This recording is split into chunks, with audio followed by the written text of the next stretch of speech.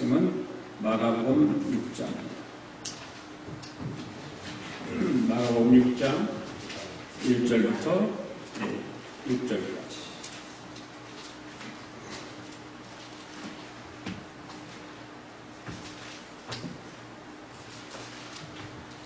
다 찾으셨으면 일어나십시오. 마가복음 6장 1절부터 6절까지.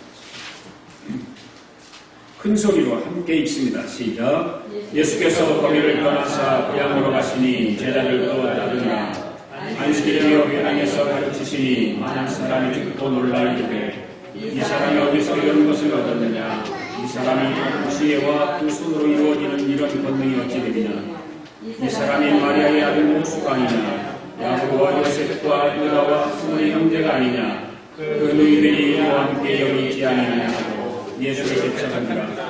예수께서 그들에게 이르시되 선지자가 자기 고향과 자기 친척과 자기 집 교회에서는 존경을 받지 못함이 없느니라 하시며 거기서는 아무 권능도 행하실 수 없어 다만 소수의 경제 양수하여 고치실 뿐이었고 그들이 믿지 아니함을 이상히 여기시더라.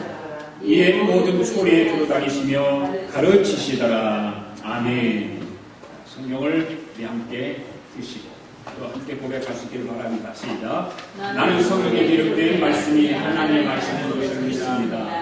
나는 하나님의 말씀이 살아있는 말씀으로 믿습니다. 나는 하나님의 말씀에 조금도 오류가 없음을 믿습니다. 오늘도 하나님의 말씀을 배우면서 그 말씀을 깊이 묵상하고 마음으로 받아들여 꼭 변화되게 고백하며 이제 절대로 부패되지 않고 불멸하고 영원한 하나님의 말씀을 듣게 될 것인데 오늘도 하나님의 말씀을 통하여 반드시 내 삶이 변화될 것을 예수님의 이름으로 고백하며 다짐합니다. 아멘. 앉으시면서 인사하십시오. 함께 예배드려 감사합니다. 주의 사랑으로 사랑합니다.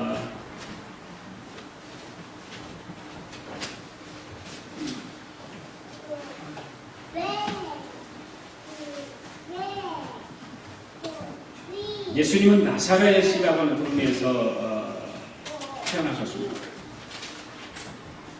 그분께서 30년 동안을 사셨죠. 부모님을 모시고 사십니다. 3년 동안 사역을 하시면서 고향을 떠나서 사역을 하시기도 하고 고향에 들려서 또 사역을 하시고 그렇습니다. 오늘 본문의 말씀은 예수님께서 두 번째로 고향 땅에 온 일을 기록하고 있는 것입니다. 그래서 그 나사렛에 있는 한 회당에서 예수님이 가르쳤습니다. 그런데 자기 고향 사람들에 의해서 예수님이 배척을 당하십니다. 나사렛 사람들은 예수님과 함께 30년을 지냈습니다. 그렇지만 예수님이 인자라는 사실을 알지 못합니다. 왜 그랬을까? 왜 인자라는 사실을 받아들이려고 하지 않았을까? 그것은 바로 그들이 가지고 있는 편견과 선입견 때문인 것입니다. 저는 오늘 그래서 본문의 말씀을 통해서 편견과 선입견 그렇게 제목을 정했습니다. 앞에 여러분들이 화면을 보시면은 편견이란 무엇인가? 편견하고 선입견 써놨는데 그 견자를 온전한 것은 볼견자가 바른 편견을 쓰는 것입니다. 그런데 그 옆에 제가 개견자를 써놨습니다. 개견자. 잘 기억하시고 들어보세요. 편견이란 뭔 말인가? 한쪽으로 치우친 공정하지 못한 견해를 말할 때 편견이라고 말합니다. 그러면 선입견이란 무엇인가? 어떤 사람이나 생활 또는 주장에 대해서 직접 경험하지 않은 상태에서 미리 마음에 담고 있는 견해를 선입견이라 그렇게 말합니다. 이건 뭐 국어사전에 있는 말입니다. 제가 왜 개견자를 옆에다 써놨는가 잘 들어보시기 바랍니다. 재밌는 이야기가 하나 있는데 사람 누구에게나 자기 마음속에 두 마리의 개를 키우고 있다는 것이죠. 두 마리의 개를 키우고 있습니다. 그 두 마리 개의 이름이 무엇일까? 바로 편견과 선입견이라는 거죠. 그래서 개견자를 거기다 써 넣은 것입니다. 편견과 선입견. 그런데 이 두 마리 개를 쫓아버릴 수 있는 특별한 개도 있는데 그 개의 이름은 무엇일까? 백문이 불효일견입니다. 백문이 불효일견. 이 말은 여러분들 무슨 말인지 아시죠? 백문이 불효일견이다. 이 백문, 왜 백문이 불효일견인가? 백문 그러면 흰백자입니다. 흰백자, 하얀, 온몸에 흰털무늬가 가득해서 바로 개가 온몸에 흰털무늬 가득하다 그래서 백문이 불효하다 그런 것이고요. 일견이다라고 하는 말은 애칭으로 줄여서 일견이다 그렇게 하는 것입니다. 그렇습니다. 한쪽으로 치우쳐서 공정하지 못하고 어떤 사물이나 주장에 대해서 직접 경험하지 않고 미리 마음에 담아두면 오해를 하게 되어 있고 또한 나도 오해를 받게 되어 있죠. 그래서 백문이 불효일견이라는 말을 하게 되는 것입니다. 그 백문이 불효일견이라고 하는 말은 그래서 그 선입견을 위해서 백문이 불효일견이다. 바로 무슨 말이냐. 보고 확인한 다음 올바른 견해를 말할 때 바로 백문이 불효일견이다 라고 하는 말을 쓰게 되는 것입니다. 그래야 오해도 없게 되고 오해받지도 않게 되는 것입니다. 이 이야기가 말해주는 것처럼 사람들은 마음속에 저마다 편견과 선입견이 자리 잡고 있습니다. 누구든지 어떤 사람이든지 이 마음속에 편견과 선입견이 자리 잡고 있는 거예요. 여러분은 나는 편견이 없습니다. 나는 선입견이 없습니다. 라고 말할 사람이 있습니까? 아무도 없습니다. 그래서 어떤 생각을 하거나 판단을 하고 할 때 어김없이 그 편견과 선입견 때문에 그걸 통해 영향력이 나타나게 되어 있는 것입니다. 때로는 그 편견과 선입견이 심각한 수준이기 때문에 생각과 판단을 그르치게 만들기도 하는 거죠. 그래서 큰 실수를 하게 되고 잘못도 저지르게 되는 것입니다. 그런데 이 편견과 선입견은 백문이 불효일견이라고 하는 말처럼 사실을 확인해보고 정확하게 알게 될 때 극복할 수 있는 것입니다.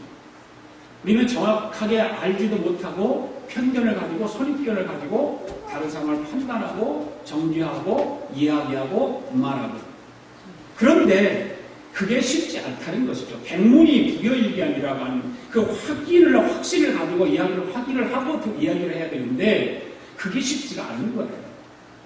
누구든지 다 그렇게 확인을 하고 백문이 불효일견이라고 하는 그 말 그대로 우리가 인생을 살아간다면 얼마나 좋겠습니까? 그래서 영국의 철학자 베이컨이라고 하는 사람은 거기 사진을 내가 올려놨는데 베이컨이라는 사람은 어떤 사람인가? 그 마음속에 자리 잡고 있는 편견과 선입견을 우상이라고 부르면서 4가지를 말하고 있어요. 첫째로 편견과 선입견은 종족의 우상이다. 이런 말을 했습니다. 왜 그러냐면 인간이라는 종족의 관점에서 가지게 되는 편견이나 선입견을 말하기 때문에 그런 거죠. 예를 들어서 여러분들 내가 지금 슬퍼요. 슬픔에 있어요. 근데 나무에서 새가 짹짹짹짹 그래요. 그러면 새를 보고 우리는 뭐라고 말하죠? 새가 운다. 그럼 내가 너무 기분이 좋아, 기뻐요. 그래서 나무에 새가 짹짹짹 그래요. 그거 뭡니까? 새가 노래한다. 그렇게 말합니다. 그게 바로 편견이에요. 선입견이에요. 그것은. 새는 그냥 짹짹거리는 거예요. 그런데 내 편에서 내가 슬플 때는 새를 보고 새가 왜 이렇게 운다. 이렇게 말을 하고 내가 기쁘고 좋을 때는 새가 노래한다. 그렇게 말하는 것입니다. 편견과 선입견이에요. 종족의 우상입니다. 두 번째는 편견과 선입견은 동물의 우상이다. 이런 말을 했어요. 그 말은 자신이 타고난 성격이나 환경을 만들어진 좋은 생각 때문에 가지게 있는 편견이나 선입견을 말하는 것이죠. 예를 들어서 우물 안의 개구리라는 말 여러분들 아시잖아요. 우물 안의 개구리. 바로 우물 안의 개구리처럼 자기 경험이 다 아는 것처럼 하는 거. 그잖아요. 자기 경험이 다야 이게. 그러니까 우물 안의 개구리가 되는 거예요. 사람은 누구나 그래요. 자기가 아는 것밖에 말할 수 없어요. 자기가 아는 것만 하게 돼 있어요. 모르는 건 못해요. 우물 안의 개구리죠. 그래서 선입견 동물의 우상이 동물에 갇혀있는 개구리가 우물 안에 갇혀있듯이 마찬가지예요. 그리고 그래서 자기가 아는 것이 다 경험하고 있는 것처럼 말한단 말이죠. 제가 그런 실수를 잘해요. 그냥 알지도 못하면서 아는 척하고 그러거든요. 그게 우물 안에 개구리라는 말입니다. 세 번째로 편견과 선입견은 시장의 우상이다. 이런 말이 있어요. 사람들이 모여서 정보를 교류하는 시장에서 떠도는 이야기 때문에 가지게 되는 편견. 그렇잖아요. 사람들이 많이 모이는 곳에는 분명하게 이런 일이 있습니다. 그 정보가 많이 됩니다. 여자들이 미장원에 가면 거기서 정보를 얻는다고 그러잖아요. 거기서 온갖 이야기들, 말들, 떠도는, 그렇다고 다니는 그런 말들이 미장원에 가면 여자들이 많이 듣는다, 그런 말 하잖아요. 시장의 우상이다. 어떤 긍정적인 말이나 부정적인 말을 들었을 때, 나도 모르게 그 사람들의 말을 통해 영향을 받게 돼 있어요. 그렇잖아요. 받게 돼 있습니다. 그리고 네 번째는, 선입견은 극장의 우상이다. 이런 말을 했습니다. 극장에서 배우의 연기를 실제로 받아들이듯이 어떤 권위 있는 사람이라든지 좀 이름 있는 사람이라든지 전통적인 것을 그대로 받아들이면서 가지게 된 편견. 권위 있는 사람들이 말을 하면 지금 우리나라에 누가 와 있습니까? 교황이 와 있습니다. 나는 그 교황이 말 한마디 하는 것이 아주 하나님이 말하는 것 같이 그렇게 들어요. 다 거기에 영향을 받고 있어요, 지금. 교황이 말 한마디 해주기를 바라고 있어요. 나라를 위해서, 세월호에 있는 그런 일들을 위해서, 또 모두 용산 참사를 위해서, 부산 무슨 사건들을 위해서, 왜 교황이 말 한마디 해주기를 원한단 말이에요? 왜 그럴까요? 영향력을 받기 때문에. 영향력. 여러분들, 인터넷 검사를 막 해갖고 맛있는 음식점을 찾아요. 그럼 어느 집이 맛있다 그러면 그것이 맛있는 걸로 알고 가잖아요.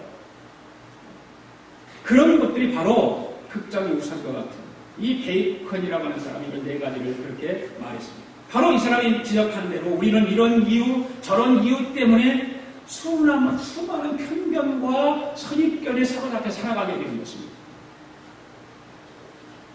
그래서 진실로 제대로 알지 못할 때가 많습니다. 잘못된 판단으로 실수를 저질 때도 많습니다. 우리가 이런 편견과 선입견에서 벗어나야 됩니다. 오늘 본문을 보면 이런 편견과 선입견에 사로잡혀서 하늘이 주신 그 귀한 기회를 놓친 사람의 이야기가 오늘 본문의 말씀에 나옵니다. 오늘 본문 1절에 보면 이렇게 되어 있습니다. 읽어볼까요? 시작. 예수께서 거기를 떠나서 고향으로 가시니 제자들도 따르니라. 예수님께서 갈릴리 호숫가 가버나움에서 사역을 하시던 중에 제자들과 함께 고향을 찾아가요. 고향. 여기서 말하는 예수님의 고향은 갈릴리 내륙 지방에 있는 나사렛이라고 하는 동네를 말합니다. 나사렛. 이 나사렛은 예수님께서 자란 곳입니다. 어머니 동생들이 살고 있는 정든 고향입니다. 마태복음 5장 13절에 보면 유대 광야에서 시험을 받으셨잖아요, 예수님께서. 그리고 받으신 뒤에 본격적으로 갈릴리 사역을 하러 가시는 도중 잠시 들리신 일이 있어요. 그리고 이 두 번째 고향 나사렛을 방문한 곳이 바로 오늘 본문이 나오는 바로 두 번째 예수님의 고향 방문인 곳입니다. 이번 고향 방문은 한참 갈릴리 지역의 사역을 활발하게 무르익고 있을 때였어요. 이미 예수님에 대한 소문이 그래서 고향까지 다 전해 들려 있는 거예요. 알아요, 다. 사람들이, 고향 사람들이 예수님이 지금 귀한 사역을 하고 있다고 하니까 병자를 고치고 가난한 자를 도와주고 모든 복음을 전하는 일을 다 고향 사람이 전해 들었습니다. 그래서 예수님은 이제는 고향 땅에 가서도 복음을 전해야 되겠다고 생각하신 것입니다. 그 필요를 느끼고 일부러 고향 나사렛을 찾아간 것입니다. 바로 예수님께서 고향 나사렛에 가셔서 가장 관심을 두셨던 곳이 어떤 곳일까요? 바로 회당입니다. 회당. 교회죠. 그래서 안식일에 회당의 말씀을 전하신 것입니다.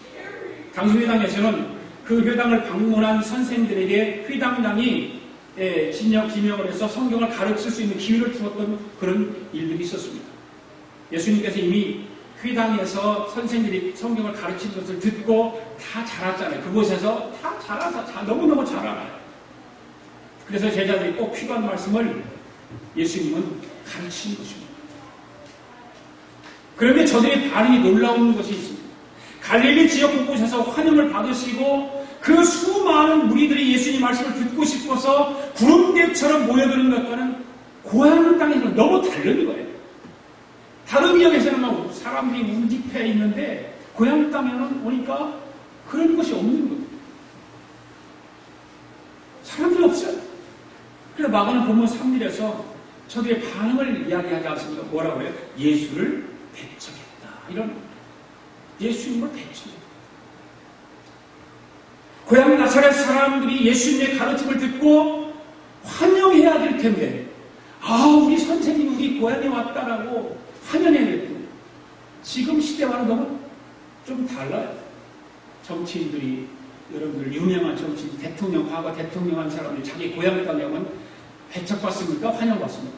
환영하잖아요. 와 우리 선생님 오셨다고 대환영을 하는데 예수님은 그렇지 않았어요. 이미 다 소문을 듣고 있었음에도 불구하고 고향 땅에서 예수님을 배척했다. 그래서 결국 예수님께서 고향을 떠나실 수밖에 없었던 것입니다. 오늘 본문을 보면 저들이 예수님을 배척한 이유를 알 수 있습니다. 한마디로 말하면 저들 마음속 깊이 자리 잡고 있는 것이 있는데 그것이 무엇이냐? 바로 편견과 선입견이라는 거예요. 편견과 선입견 때문에 그렇게 훌륭하신 그 예수님이 고향 땅에 오셨음에도 불구하고 동네 사람들은 예수님을 배척합니다. 그러니까 마음속에 못된 두 마리 개가 있었던 거죠. 두 마리 개. 편견, 선입견. 그것들이 날뛰고 있는 거예요. 그러면 저들 마음속에 조사를 있던 편견과 선입견은 무엇입니까? 저들로 하여금 예수님을 영접하지 못하게 하고 배척하게 만들었던 편견과 선입견은 무엇이었을까? 세 가지를 말씀드립니다. 첫째로 바로 학벌에 대한 편견과 선입견을 가지고 있었다는 거예요. 학벌에 대한. 2절 말씀에 오면 회당에서 예수님 말씀을 듣고 깜짝 놀라면서 저들이 했던 첫 번째 말이 있습니다. 2절 말씀 시작. 안식일에 회당에서 가르치시니 많은 사람이 듣고 놀라 이르되 이 사람이 어디서 이런 것을 얻었느냐. 사실 나사렛 사람들은 예수님과 함께 30년 동안 지난 30년 동안 예수님을 지켜왔습니다. 다 알죠. 편견의 교육을 받지 못했어요. 받은 일이 없어요. 예수님은. 교육이라고 해보아야 회당에서 가르쳐주는 아마 초등교육 정도가 최고였을 것입니다. 왜 그러냐면 그 당시에 고등교육을 받고 하려면 어디로 가야 됩니까? 예루살렘으로 가야 되기 때문에. 예루살렘으로 유학을 가야 되는데 갈 수가 없었죠. 그러나 예수님께서는 당시 그 고등교육을 받기 위해서 고향을 떠난 일이 없었다는 거죠. 30년 동안 고향에서 그냥 살았는 거예요. 그래서 회당에서 랍비들이 가르쳐주는 그 말만 듣고 자라는 것입니다. 그 당시에 회당에서 성경을 가르치려면 적어도 고등교육 정도를 받아야만 했습니다. 랍비가 되는 교육을 받든지 바울처럼 성경학자가 되는 대학자의 문화에 그 문화생도에 들어가 그 문화로 생으로 들어가서 그 학자들에게 배움을 받았어야 되는 것입니다. 그래야 아마 만약에 예수님이 그랬더라면 고향 사람들에게 대환영을 받았겠죠. 그런데 고향 사람들 마음속에는 두 마리 개가 있었던 겁니다. 바로 편견과 선입견.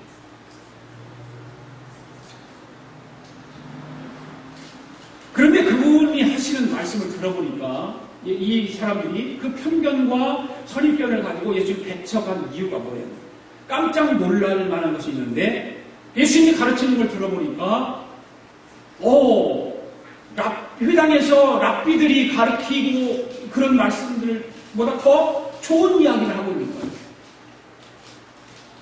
어느 성경에서 가르침과 비교할 수 없을 정도로 예수님은 권위 있는 말씀을 지금 하고 있는 거예요. 회당에서. 그렇지만 그들 마음속에는 귀로는 그렇게 들리는데 그들 마음속에는 두 마리 개가 있음으로 인해서 예수님을 말하는 거죠. 멸시하는 거죠. 예수님을 배척하는 거죠. 왜? 저는 배우지 못했어요. 저는 학교도 다니지 못한 것이 와서 뭔 말을 하는데 뭐 좋은 말을 하는 것 같은데 하면서도 마음속에는 그 학벌에 대한 편견과 선입견이 있었다라고 하는 것입니다.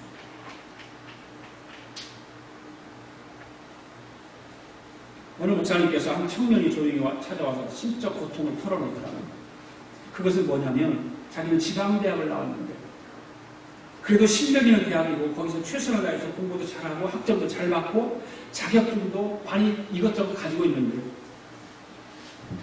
남들처럼 대기업에 들어가기 위해서 이 서류를 넣었는데 좀처럼 연락이 오지 않는다는 것입니다. 알아보니까 서울에 있는 유명한 세계 대학 출신들이 아니면 받아주지 않는 거예요. 바로 무엇일까요? 편견과 선입견 때문에 그런 것입니다.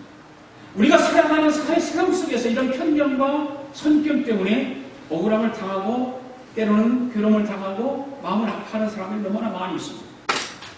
놀라운 것은 교회에도 이런 풍조들이 따로 있다는 것입니다. 좀 대형 교회 담임 목사 청빙 조건을 보면 여러분들은 그런 걸 뭐 신문을 통해서 보겠죠. 거의 목사님들은 MDB 이상을 다 하고 했습니다. 대학원 이상을 공부를 다 했습니다. 그런데 청빙하는 걸 보면 다 그러는 건 아니고 어느 교회는 박사이어야만이 된다라고 하는 청빙 조건이 박사여야만 된다는 것입니다.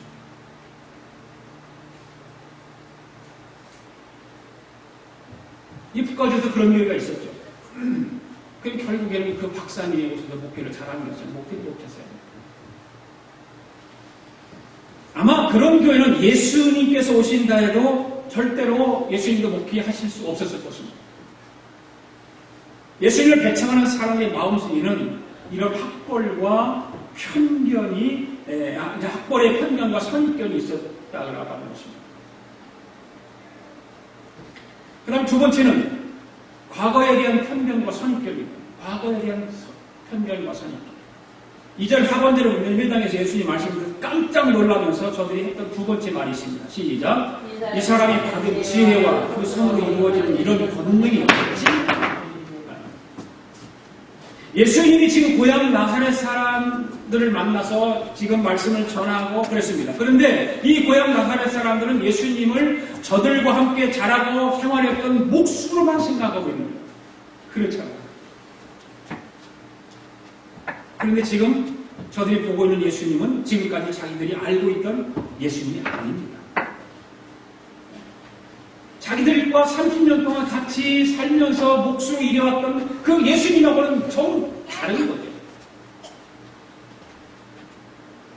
예수님께서 그 놀라운 말씀을 할 수 있는 지혜 있는 사람이 아닌데 들어보니까 너무나 멋진 말을 하고 있거든요. 그리고 자기들이 알고 있는 예수님은 회당당 야일의 딸을 살릴 수 있는 능력 있는 사람도 아니었는데 그래서 저들이 하는 말이 이제 도대체 어떻게 된 일이냐고 묻는 거 아닙니까? 지금 그러잖아요. 이 사람이 받은 지혜와 그 손으로 이루어지는 이런 권능이 어떻게 일이 있을 수 있느냐는 거죠. 어떻게 있을 수 있느냐. 편견, 선입견이 무서워요. 어느 교회에서 아동부 수련회를 떠났는데 한 엄마가 담임 전사님한테 찾아와가지고서 신신당부를 하더라고요. 그 무슨 당부인가 들어보니까 우리 아이가 아침을 먹지 않는다는 거죠. 대신 이런저런 것 간식을 좀 챙겨달라고 그 담당 전사한테 얘기했다는 거예요. 당황스러울 수밖에 없잖아요. 아이들을 관리하기도 힘들은데 그 아이 하나를 간식을 챙겨줘야 됩니다. 초등학교 6학년 아이 하나를 별도로 챙겨주는 근거로입니다. 그리고 혹시라도 따돌림을 받을까봐 두려웠습니다. 그런데 이게 웬일입니까?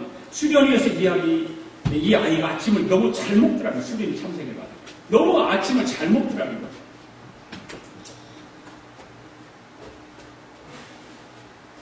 그리고 너무 맛있다라고 말하면서 아주 잘 먹더라고요. 그래서 물어보니까 집에서는 아침마다 늘 엄마가 토스트하고 시리얼만 넣어드려요.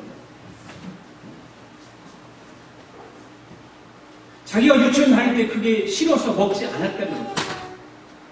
너무너무 토스트하고 시리얼만 넣으니까 그게 먹기 싫어서 안 먹었는데 엄마의 생각에는 편견이죠. 그게 선입견이죠.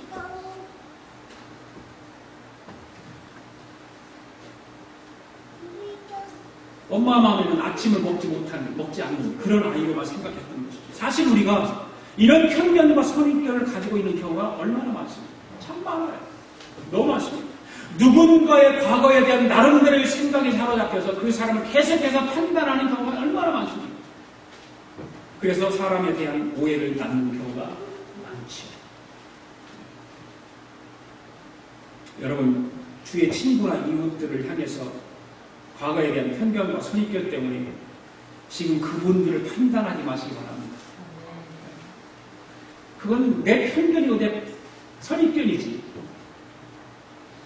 그걸 가지고 판단하고 그러면 안 됩니다. 그 다음에 세 번째는 배경에 대한 편견과 선입견 배경. 3절 보면 회당에서 예수님을 말씀을 듣고 깜짝 놀라면서 저도 했던 세 번째 말입니다. 시작.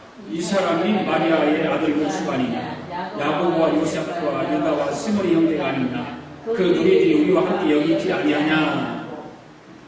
사실 저들이 지금 예수님 말씀을 들었는데 그 말씀은 목수가 할 수 있는 수준의 말씀이 아니었어요. 랍비나 대학자들 수준에서는 할 수 있는 말씀이었어요. 게다가 예수님께서는 과부의 아들로 가난하게 보잘것없는 그 집안 출신이에요. 너무 보잘것없는. 어떻게 저런 수준의 말씀을 할 수 있을까? 그런 사람이 도무지 그 나사렛이라고 하는 예수님의 고향 사람들은 깨달을 알 수가 없어요. 그리고 지금 예수님께서 하신 말씀을 자기들이 듣던 지도자들의 말과는 다른 거예요. 너무 차이가 나게 말씀을 하고 있는 것입니다.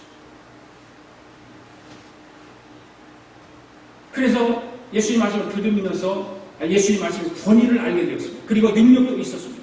그래서 많은 예수님의 고향 사람들은 예수님의 그 지혜에 놀랐습니다.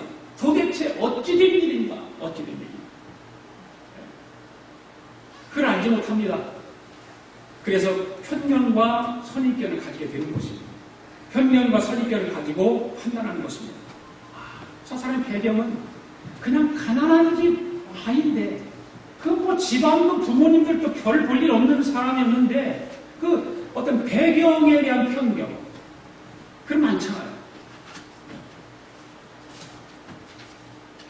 오늘 우리 사회는 한 사람을 평가할 때 그 배경을 중요한 기준으로 삼습니다. 한 예로 고향이 어딘지 묻잖아요. 고향은 뭐예요? 그렇지 않아요. 그게 왜 그러냐? 바로 편견입니다. 선입견입니다. 어느 대학 나왔어? 물어보죠. 그러니까 편견과 선입견이에요. 자녀들이 선 볼 때 여자친구를 데리고 온다, 남자친구를 데리고 온다. 부모님이 뭐 하시냐? 다 물어보죠. 안 물어보는 사람 한 사람도 없죠. 다 물어보죠. 그게 뭘까? 배경에 대한 편견과 선입견이 있기 때문에 그런 거예요. 내 자녀는 좀 좋은 부모 밑에 자라는 자녀와 결혼하기를 원하는 것이 모든 부모의 마음이에요. 딸 가진 부모는 아들 가진 부모는 똑같아요. 바로 예수님도 고향 땅에서 그 말씀을 전하는데 고향 사람들이 예수님의 배경은 별 볼 일 없는데 말씀하시는 거 보니까 학자들보다 더 좋은 말씀, 더 정말 확실히 있는 말씀을 하고 있는 거예요. 자기들이 듣지 못하는 말씀을 지금 회당에서 하고 있는 것입니다. 그럼에도 불구하고 안타깝게도 예수님의 고향 사람들은 이런 잘못된 편견과 선입견 때문에 예수님을 배척하고 나는 것입니다. 배척하고 있는 것입니다. 자기들을 위해서 일부러 찾아오신 예수님을 그냥 배척합니다. 계속해서 어떤 편견과 선입견에 쌓여서 그걸 알아주지 못하는 것입니다. 복음을 전해주고 복을 내려주기 위해서 오신 예수님을 배척하고 마는 것. 얼마나 불쌍합니까?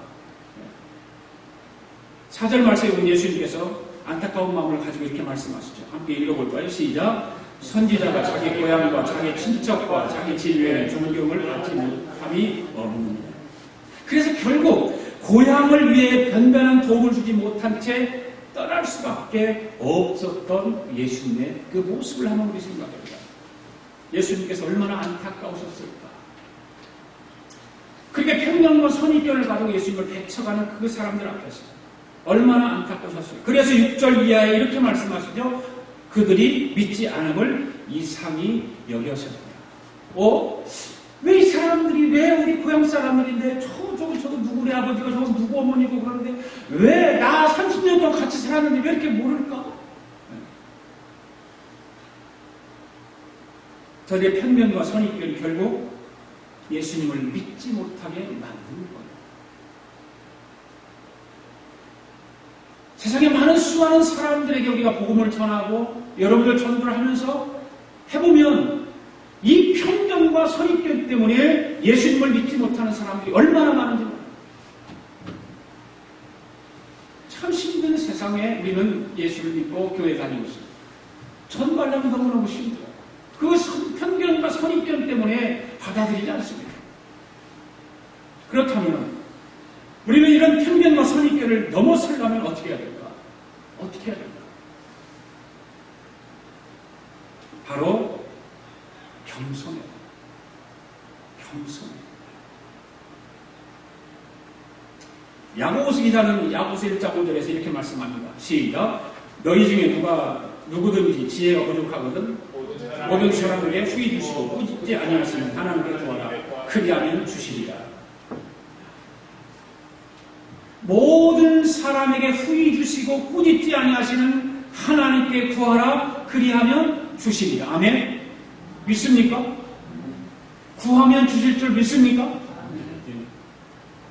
구해야 돼요. 우리 자신이 지혜가 부족함을 우리는 구해야 됩니다. 우리는 인정해야 됩니다. 그런데 인정하지 않으려고 합니다. 왜? 그것 또한 편견과 선입견 때문에 그럽니다. 인정하려고 하잖아요. 하나님 앞에서 내 경험, 내 지식, 내 판단 이런 것들을 충분치 않고 완전하지 않다는 것을 우리는 겸손한 자세로 인정하는 태도가 중요한 거죠. 그런데 그 겸손이 그렇게 잘 되지 않아요. 잘 되지 않습니다. 저도 잘 안 돼요. 좀 온유하고 겸손하고 그래야 되는데 그러지 못해요.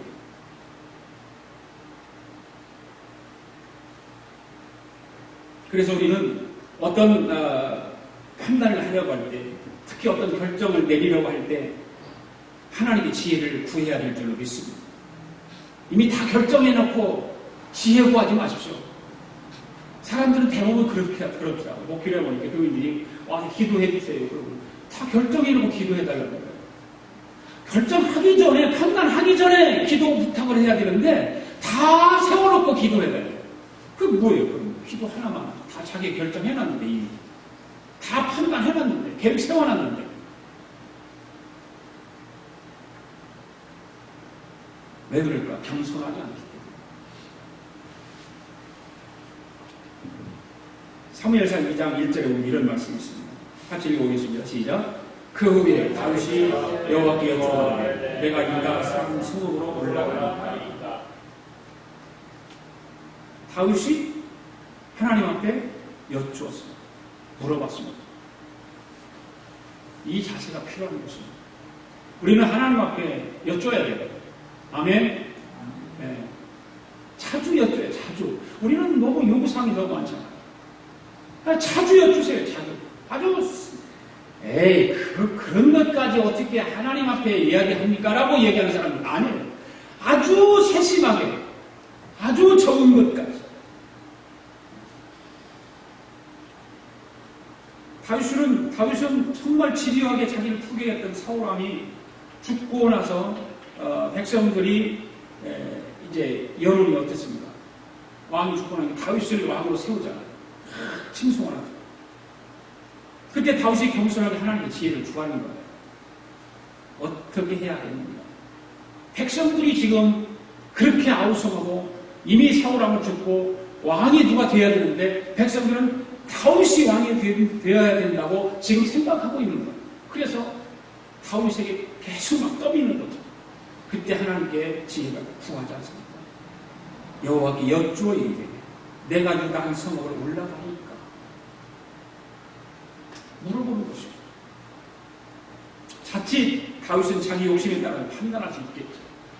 어떤 편견이나 선입견을 가지고 판단할 수 있습니다. 지금 벌어지고 있는 상황에 따라서 판단할 수 있습니다. 사람들의 그 여론에 듣떠밀려서 판단할 수 있습니다. 그러나 다윗은 그렇게 하지 않고 겸손하게 하나님 앞에 여쭈고 있습니다. 백성들이 막 높여주는데 얼마든지 그 파워 가지고 할 수 있죠. 그냥 하나님 앞에 물어보지도 않고 얼마든지 왕의 자리에 딱 앉을 수 있습니다. 오늘도 우리가 이런 자세가 필요한 줄로 믿습니다. 겸손하게 주님께 지혜를 구해야 됩니다. 성급하게 판단하면 편견과 선견 때문에 우리의 생각을 휘말릴 수 있어요. 우리는 언제나 겸손하게 하나님 앞에 지혜를 구할 수 있기를 바랍니다. 또 한 가지는 편견과 선입견을 넘어서려면 어떻게 해야 될까? 말씀을 따라야 되죠. 말씀을 따라야 돼요. 시편 119편 105절 말씀은 그러잖아요. 주의 말씀 시작. 주의 말씀 내 발의 등불이요 내 길의 빛입니다. 여러분, 하나님의 말씀이 여러분의 발의 등불이 줄로 있습니까? 하나님 말씀이 여러분의 발의 등불입니까? 여러분의 길의 빛입니까? 바로 우리는 편견과 선입견을 넘어서려면 하나님 말씀을 깊이 항상 묵상해야 돼요. 항상 말씀을 가까이 해야 돼요. 이 말씀을 기록한 시인은 이 말씀을 앞세우는 삶을 살고 있다는 것을 지금 노래하고 있습니다. 하나님 말씀을 앞세워서 나는 살고 있다라고 노래하고 찬양하고 있습니다. 그래서 어두운 밤길을 걸을 때 등불을 켜고 그 등불이 보여주는 길을 따라서 인생길을 걷고 있다, 그런 말씀입니다.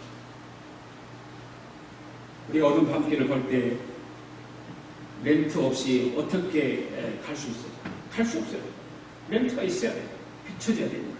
길을 찾지 못해서 길이 아닌 곳으로 들어서지 않기 위해서 등을 비춰야 됩니다. 구덩이에 빠지지 않기 위해서 등을 비춰야 됩니다. 때로는 남들이 떨어지거나 넘어지거나 그러지 않게 등불을 비춰야 됩니다. 마찬가지로 우리의 생각과 판단만으로 인생길을 걸어가면 어떤 각종 편견과 각종 선입견에 사로잡혀서 실족하게 될 수밖에 없는 거죠. 그래서 우리는 항상 하나님 말씀을 가까이 하고 하나님 말씀을 깊이 묵상하고 그래야 됩니다. 우리는 하나님 말씀을 가까이 하지 못하면 우리 생각과 판단으로만 인생길을 가게 되면 지름길을 앞에 두고도 먼 길로 돌아가게 돼 있어요. 그렇게 돼 있어요. 영구한 길로 들어서서 영영 목적지를 찾지 못할 때가 있어요. 오판하기 위해서 큰 실수를 저지른다 그 말입니다. 그것은 내 생각과 내 판단으로 내 인생길을 걸어가기 때문에 내가 신앙생활하고 교회에서 식구를 맡은 자인데도 불구하고 내 멋대로 살아가는 거예요. 내 생각대로 판단하고 살아가는 거예요. 전혀 하나님 말씀으로 관계없이 살아가는 거예요. 하나님 앞에 여쭤봐야 되는 여쭤보지도 않고 그냥 내 멋대로 살아가는 거예요.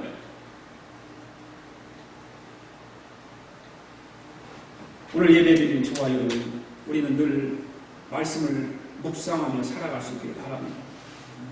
왜 그러냐? 그 말씀이 우리의 생각과 우리의 판단을 올바르게 인도해 주기 때문에 그렇습니다. 아멘. 그리고 내 안에 있는 편견 두 마리 개를 물리쳐 주기 때문에 하나님 말씀을 가까이 하면 그 두 마리 못된 개를 물리쳐 주십니다. 사랑하는 여러분, 오늘 말씀에서 예수님께 찾아오셨습니다. 예수님 개척함이 생겼습니다. 그들에게 정말로 놀라운 복이 찾아왔는데도 불구하고 복을 그냥 발로 걷어차버렸습니다. 그들 안에 있는 못된 두 마리 개 때문에 그 복을 차버리는 것입니다. 바로 잘못된 편견과 선입견 때문에 그렇습니다. 그래서 우리가 찾아온 복을 잘 누리려면 이 편견과 선입견을 내 안에서 물리쳐야 됩니다. 할렐루야. 그러기 위해서는 하나님께 앞에 우리는 겸손해야 할 줄로 믿습니다. 우리 어리석음을 인정하고 하나님께 지혜를 구할 수 있기를 바라고, 그리고 평소에 늘 말씀을 묵상하는 삶을 살아갈 수 있기를 바랍니다. 이런 아이폰에다가 성경 프로그램 하나씩 다 깔고 있잖아요. 좀 읽으세요. 차 마시면서 한번 잠깐 보고 다른 거 보지 마.